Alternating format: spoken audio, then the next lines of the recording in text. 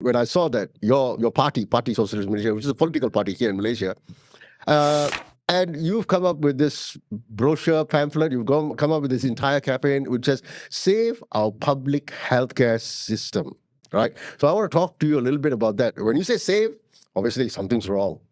So maybe you want to elaborate a little. What's wrong and how do we save it? Very simply, I can touch three things. Okay. Actually, we've got a very good healthcare system, Okay. which I think we should all be proud of and try and preserve. But it's being threatened by three issues. Okay. One is this Rakan KKM scheme that the government seems very intent on implementing. Okay. And we feel that that will take away attention from the non-paying patients, from the really poor patients in the government sector. That's one. I can go deeper into that. Okay. The second major thing is there is a whole rash of private hospitals coming up. And the government is not regulating them. And so you get so many coming out. Each time a private hospital comes out, they kind of attract 15, 20, 30 specialists from the government side. Of course. And then the government side gets even less specialists, senior specialists to look after the patient. So that's a major thing because now it's a lot of health tourism, it's big bucks. Right. So there's a huge brain drain aggravated by these private hospitals. That's number two. And the third thing is that we are chronically underfunding our healthcare system. Okay. We're spending only 2.3% of our GDP on the Ministry of Health.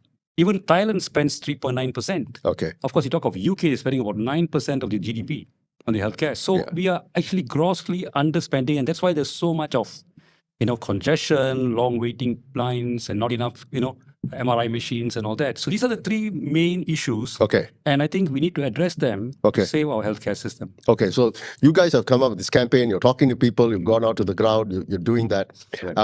First, let's get into that first point of yours about Rakan KKM. We've all gone online and we've looked at the website. It looks like a good idea, but the devil's in the details. We don't have enough of that. Why do you think it's not a good system itself? Well, we think it's a very bad idea. Bad idea. Okay. Very bad idea. You see, the thing is, if you look at all the specialists in Malaysia, right, we've got more than 5 years of experience. Okay, those with a bit experience, 5 years and more experience, only 25% are now in the public sector. Okay. 75% are in the private sector already. Okay.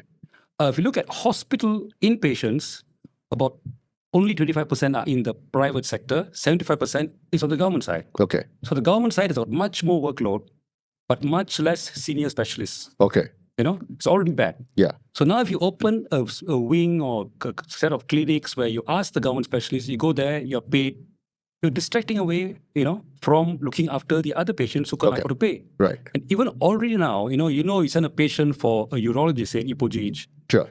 The urologist now has left and gone to the newest hospital, Sunway. Right. This gap is a long time already. Now, you do some of this, the gap, so for seeing an oncologist, for seeing a cardiologist and all that, the time now in Ipoh GH is like sometimes 3 months, sometimes 6 months. Okay. You just see them, not even get the surgery done. Right. And that's going to get worse. Right. If you have more Rakan KKM and more clinics and you try and pull more people. You see, Rakan KKM is also a means for the government to earn money. You're asking the health ministry, you generate your own funds. We will give you 46 billion. That's your fund from the budget. You raise another 10 or 15 billion from your Rakan KKM. Okay. So the volume of work that's going to take place there to raise that kind of money means their doctors are going to be pulled there. Yes. And they can earn a lot. Yeah. They can earn as much as their salary when they are, the total monthly salary. Sure. So it's a big pool, you see, because your monthly salary is already fixed. Yeah. Here you earn as you go.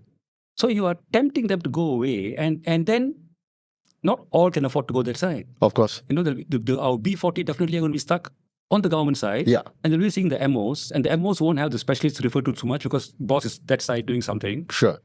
So this is a bad idea. It's going to make things worse for the bottom half of our population. Okay.